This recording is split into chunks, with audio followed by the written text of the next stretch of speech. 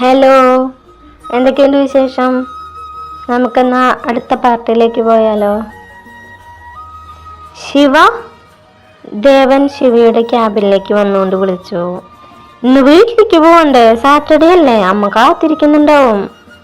ഓർമ്മയുണ്ട്, ശിവ ഫയലിൽ നിന്ന് മുഖം എടുക്കാതെ തന്നെ പറഞ്ഞു. എന്തായാലും നമുക്ക് നേരത്തെ തന്നെ ഇറങ്ങണം. രാമച്ചന് നിന്നെ ഒന്ന് കാണണമെന്നുണ്ട് അത്ര. നിന്റെ പേര് പറഞ്ഞപ്പോ മുഖത്തെന്തോ വല്ലാത്ത സങ്കടമുണ്ട് എന്ന് അമ്മ പറഞ്ഞു. കുറച്ച് വർക്ക് കൂടി ഉണ്ട്, അതുകൂടെ കഴിഞ്ഞിട്ട് നമുക്ക് ഇറങ്ങാം. രാമച്ചന്റെ ഈ ഒരു മാസത്തെ ചെക്കപ്പ് കഴിഞ്ഞിരുന്നാ? 2 ദിവസം മുമ്പ് ഡോക്ടർ വന്നിരുന്നു അമ്മ പറഞ്ഞിരുന്നു. എന്തെങ്കിലും ഇമ്പ്രൂവ്മെന്റ് ഉണ്ടാ? ശിവ ചോദിച്ചു. ഇല്ലടാ, ഡോക്ടർ മാത്രം വിചാരിച്ച വലിയ മാറ്റങ്ങളൊന്നും ഉണ്ടാവില്ല. അതിന് രാമച്ചനും തന്നെ വിചാരിക്കണം. രാമച്ചനെ നമുക്കൊരു ബെറ്റർ ട്രീറ്റ്മെന്റിന് പുറത്ത് എവിടെയെങ്കിലും കൊണ്ടുപോയാലോ എന്നാ ദേവൻ ഞാൻ ആലോചിക്കണേ. ഇവിടെയാണെങ്കിലും പുറത്താണെങ്കിലും പേഷ്യന്റ് കൂടെ വിചാരിച്ചാൽ മാത്രമേ അസുഖം ഭേദാവുള്ളൂ. അന്നത്തെ ആ ഷോക്കിൽ നിന്ന് ഇപ്പോഴും രാമച്ചൻ പുറത്തിറങ്ങിയിട്ടില്ല. അതാണ് പ്രത്യേകിച്ച് ഇമ്പ്രൂവ്മെന്റ് ഒന്നും തന്നെ ഇല്ലാത്തത്. രാമച്ചന്റെ സംസാരശേഷി തിരികെ കിട്ടാനാണ് ഞാൻ കാത്തിരിക്കണേ. എന്റെ ജീവിതം തന്നെ ഇല്ലാതാക്കിയ വന്ന മോൻ ആരാന്ന് എനിക്ക് അറിയണം. അതറിയണ നിമിഷം അവന്റെ അന്ത്യമായിരിക്കും. ശിവ, കൂൾ, നീ എന്തിനെങ്ങനെ ദേഷ്യപ്പെടണേ? അതൊക്കെ കഴിഞ്ഞ കാര്യല്ലേ. ഇനി അതിന്റെ പേരിൽ നിന്റെ ജീവിതം നശിപ്പിക്കാനാണ് നിന്റെ ഉദ്ദേശം? ജീവിതോ? എനിക്കോ? അതൊക്കെ ഈ 2 കൊല്ലം മുമ്പേ നശിച്ചതല്ലേ. ഇനി എന്റെ ജീവിതത്തിൽ ആകെയുള്ള ഒരു ലക്ഷ്യം എന്റെ ജീവിതം തകർത്ത അവനെ ഇല്ലാതാക്കലാണ്. ശിവ, കം, നമുക്ക് പോവാം. ഇനി ഇവിടെ ഇരുന്ന് ഇനി കൂടുതൽ പ്രശ്നമാവും. അത് പറഞ്ഞ് ദേവ അവനെ നിർബന്ധിച്ച് പുറത്തേക്ക് കൊണ്ടുപോയി. കയറ്. കാറ് ശിവയുടെ മുമ്പിലേക്ക് നിർത്തിക്കൊണ്ട് ദേവ പറഞ്ഞു. ശിവ ഒന്നും മിണ്ടാതെ കോ ഡ്രൈവർ സീറ്റിലേക്ക് കയറിയിരുന്നു. സീറ്റിൽ ചാരി കണ്ണുകൾ അടച്ച് അവൻ കിടന്നു. ഇനി ഒരു ജന്മം ഉണ്ടെങ്കിൽ മറ്റാരും സ്വന്താക്കുന്നതിന് മുമ്പേ ഓടി എൻ്റെ അടുത്തേക്ക് വന്നേക്കണേ ശിവ. അടുത്ത ജന്മത്തിലെങ്കിലും വിധി മരണത്തിന്റെ രൂപത്തിൽ നമ്മളെ പിരിക്കാതിരിക്കട്ടെ. ഞാൻ പോവോ ശിവ? അവസാന ശ്വാസത്തിൽ അവൾ പറഞ്ഞു നിർത്തി. ശിവ പെട്ടെന്ന് ഉറക്കത്തിൽ നിന്ന് ഞെട്ടി എഴുന്നേറ്റും വീട്ടിലെത്തിയിരുന്നു. പഴയ ഓർമ്മകളിലേക്ക് പോയതിന്റെ ഭാഗമായി അവന്റെ കൺകോണിലൂടെ ഒരു തുള്ളി കണ്ണുനീർ കബളിലൂടെ ഒഴുകിയിറങ്ങി. അവൻ ആരോടും മിണ്ടാതെ നേരെ അവന്റെ റൂമിൽ കയറി വാതിലടച്ചു. അവനെ നോക്കിയൊന്ന് നെടുവേർപ്പെട്ടുകൊണ്ട് ദേവ നിന്നു. അച്ഛന്റെ ഫ്രണ്ട് വഴിയാണ് ഈ ജോലി ശരിയായത്. അതുകൊണ്ട് അവൾ അങ്കിളിനെ വിളിച്ച് കാര്യങ്ങൾ പറഞ്ഞു. ഒപ്പം അച്ഛൻ ഇതൊന്നും അറിയരുതെന്നും. വൈകുന്നേരം ഫോണിൽ സംസാരിച്ചു നിൽക്കുമ്പോഴാണ് അകലെ നിന്നും നടന്നു വരുന്ന രേവതിയെ പാർവണ മുകളിൽ നിന്നും കണ്ടത്. അവൾ വേഗം ഓഫീസിലെ കാര്യങ്ങളെല്ലാം പറഞ്ഞ് ഫോൺ കട്ട് ചെയ്തു. നീ എന്താടി വാതിലിന് തീ പിടിച്ച പോലെ ഓടി വരണേ? രേവതിയുടെ വരവ് കണ്ട് പാർവണ ചിരിയോടെ ചോദിച്ചു. നിന്റെ തലവേദനയൊക്കെ മാറിയാ? നീ ഇവിടെ വയ്യായത് കിടക്കാന്ന് കരുതിയിട്ട് ഓഫീസ് വിട്ടത് ഓടിപ്പറഞ്ഞു വന്നാണ് ഞാൻ.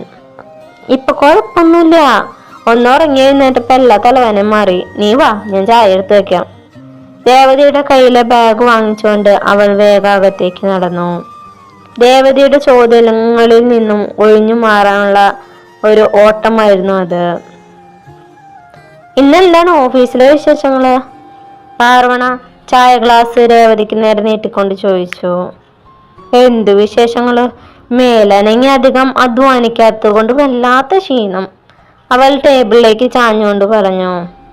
പിന്നെ ഉണ്ടല്ലോ ഒരു കാര്യം ഉണ്ടായി. നമ്മൾ ഇന്നലെ അമ്പലത്തിൽ വെച്ച് കണ്ടില്ലേ ഒരാള്? അയാള് കമ്പനിയിലെ ഹെഡാണടി. രേവതി പെട്ടെന്ന് എന്തോ ഓർത്ത പോലെ ചാടി എഴുന്നേറ്റ് പറഞ്ഞു. അത് പറയുമ്പോൾ ഉള്ള രേവതിയുടെ മുഖഭാവം കണ്ട് പാർവണിയും അവളെ ഒന്ന് കണ്ണുരുട്ടി നോക്കി. നന്നായി, ആ സാറിനെ കാണുമ്പോ തന്നെ കുറച്ച് ദയയും കാരണയൊക്കെ ഉള്ള ആളെ പോലെ തന്നെയുണ്ട്. സാറിന്റെ പേര് ദേവകൃഷ്ണ എന്നാ. സാറിന്റെ വീട്ടിൽ അമ്മയും ഒരു ബ്രദറും ഉണ്ട്. സാറിന്റെ അച്ഛൻ കുറച്ചു വർഷം മുമ്പ് മരിച്ചുപോയി. പിന്നെ സാറിന്റെ ബ്രദറും ആണ് കമ്പനിയിൽ ഏറ്റെടുത്ത് ഇന്നത്തെ നിലയിലെത്തിച്ചത്. രേവതി ഓഫീസിലെയും ദേവനെയും കുറിച്ചുള്ള കാര്യങ്ങൾ പറയുന്നത് കേട്ട് പാർവണ താടിക്ക് കൈയും കൊടുത്ത് അവളെ തന്നെ നോക്കിയിരുന്നു. എന്താ മോളെ ഒരു ചാഞ്ചാട്ടം? പാർവണ അവളുടെ മുഖത്തേക്ക് നോക്കിക്കൊണ്ട് ചോദിച്ചു. എന്ത് ജോൺചേട്ടൻ? അവൾ മുഖത്ത് നിഷ്കുഭാവം വരുത്തിക്കൊണ്ട് ചോദിച്ചു. ഞാനേ നിന്നെ ഇന്നും ഇന്നലെയോ കാണാൻ തുടങ്ങിയതല്ല കേട്ടോ ദേവു.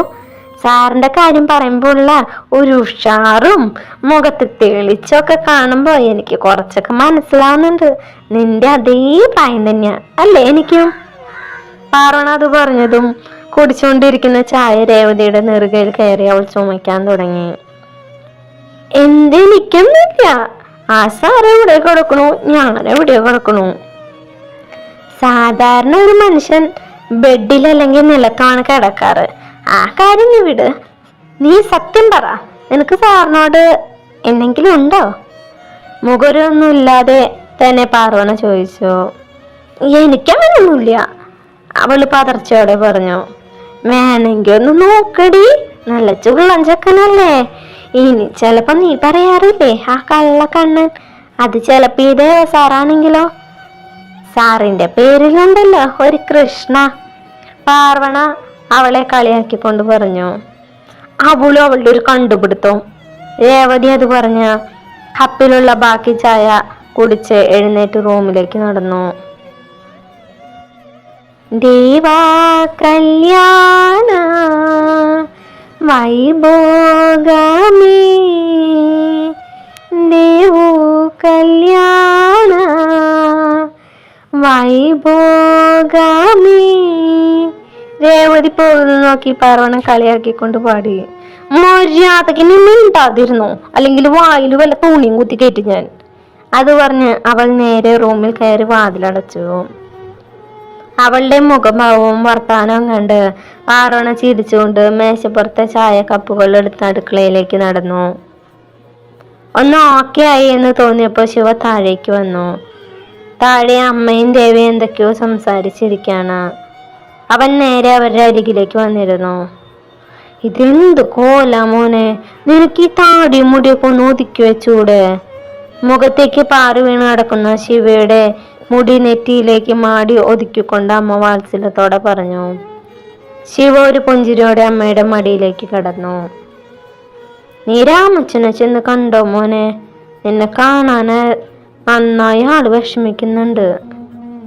ഞാനൊന്ന് പോയി കണ്ടിട്ട് വരാം.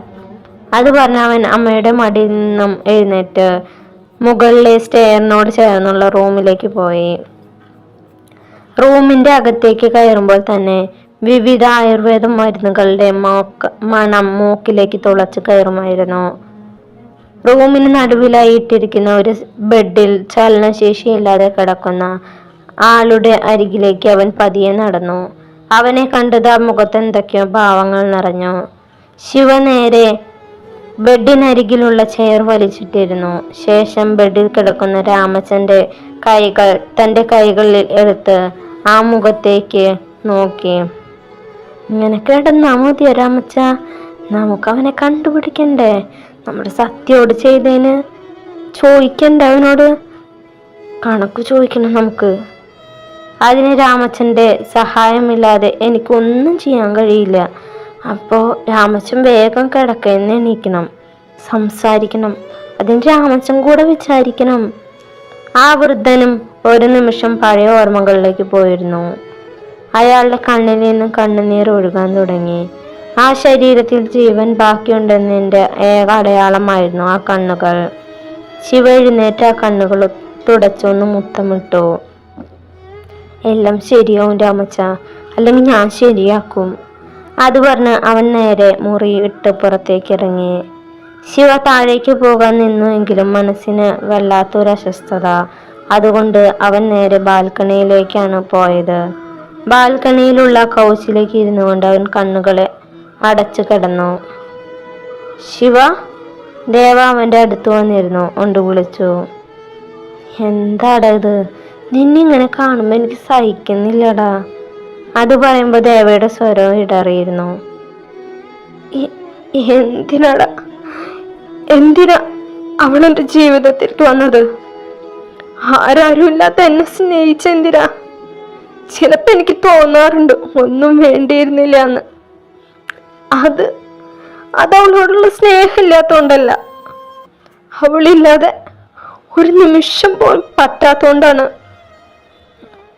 മറക്കാൻ ശ്രമിക്കുന്നവരും അതിന്റെ 4 ഇരട്ടിയായിട്ട് വീണ്ടും വീണ്ടും മനസ്സിലേക്ക് തെളിയുന്ന അവളുടെ മുഖം മാത്ര.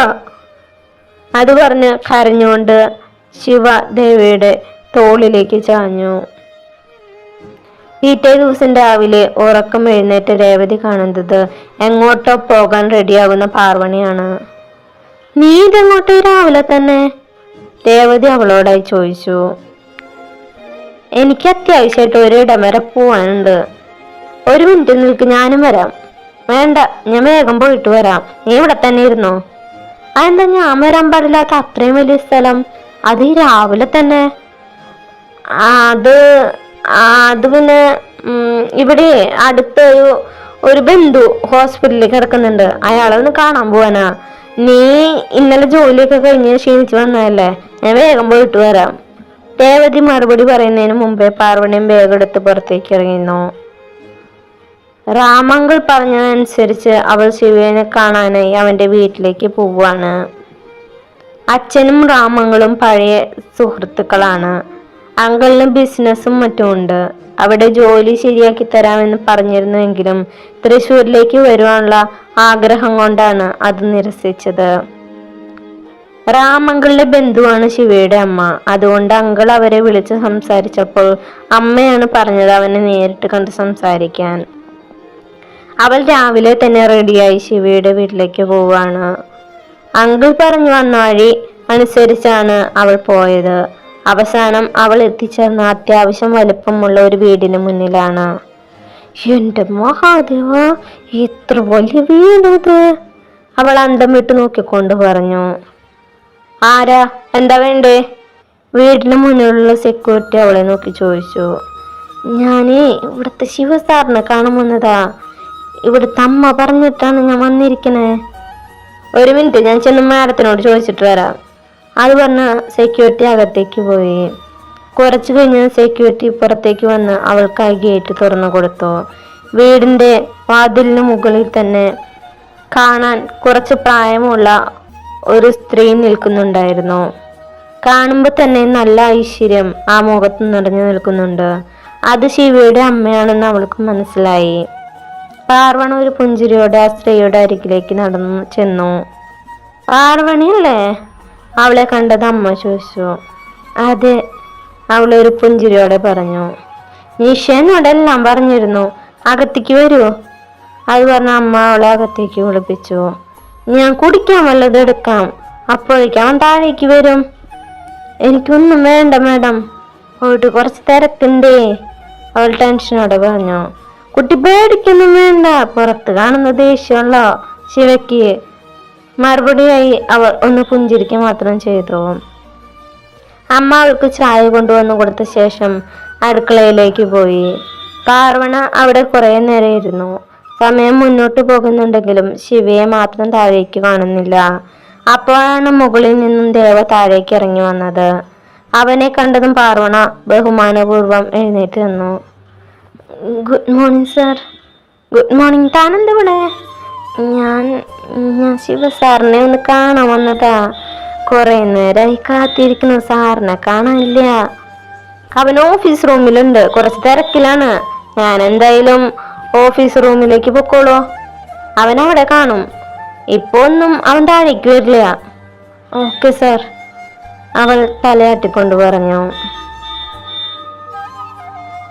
മുകളിലേക്ക് പോയി ലെഫ്റ്റിലെ റൂമിലാണ്. ദേവ അത് പറഞ്ഞതും പാർവണ നേരെ സ്റ്റെയർ കയറി മുകളിലേക്ക് പോയി. ദേവ സാറ് റൈറ്റ് നിന്നാണ് ലെഫ്റ്റ് നിന്നാണ് പറഞ്ഞ്. അപ്പോഴത്തെ ടെൻഷനില്ലാതെ ശ്രദ്ധിച്ചില്ലല്ലോ. അത് പറഞ്ഞ് അവൾ നേരെ റൈറ്റ് സൈഡിലെ റൂമിലേക്ക് നടന്നു. ഡോറ് ലോക്കല്ല. അവൾ ഡോർ ഹാൻഡിൽ പിടിച്ച് തിരിഞ്ഞതും വാതിൽ തുറന്നു. അകത്ത് ബെഡിൽ കിടക്കുന്ന ഒരാളെയാണ് അവൾ കണ്ടത്. ആ കിടപ്പ് കണ്ട് അവൾ ഒന്ന് പകച്ചു. അവളെ കണ്ടതും ബെഡിൽ കിടക്കുന്ന ആൾ ആരാന്നുള്ള രീതിയിൽ അവളെ നോക്കി. പാർവണ പേടിച്ച് വേഗം ആ റൂം അടച്ച് ലെഫ്റ്റ് സൈഡിലേക്ക് നടന്നു. അതാരാ? ഇന്നലെ ദേവ് പറഞ്ഞത് ഇവിടെ സാറും സാറിന്റെ ബ്രദറും അമ്മയും മാത്രമേ ഉള്ളൂ എന്നല്ലേ? പിന്നെ ഇതാരാ? സാറിന്റെ അച്ഛനാണെങ്കിൽ കുറച്ചു കാലം മുമ്പ് മരിക്കുകയും ചെയ്തല്ലോ. അവൾ ഓരോന്നാലോചിച്ചുകൊണ്ട് ലെഫ്റ്റ് സൈഡിലെ റൂമിനകത്തേക്ക് നടന്നു. വർക്കൗട്ട് കഴിഞ്ഞ് കുളിക്കാൻ കയറുന്ന സമയത്താണ് ശിവ പെട്ടെന്ന് അയക്കേണ്ട ഒരു മെയിലിനെ കുറിച്ച് ഓർത്തത്. അവൻ വേഗം ടേബിളിന് മുകളിലുള്ള ഫയലും എടുത്ത് ഓഫീസ് റൂമിലേക്ക് നടന്നു. വർക്കൗട്ട് കഴിഞ്ഞതുകൊണ്ട് തന്നെ അവൻ ആകെ വിയർത്തിരുന്നു.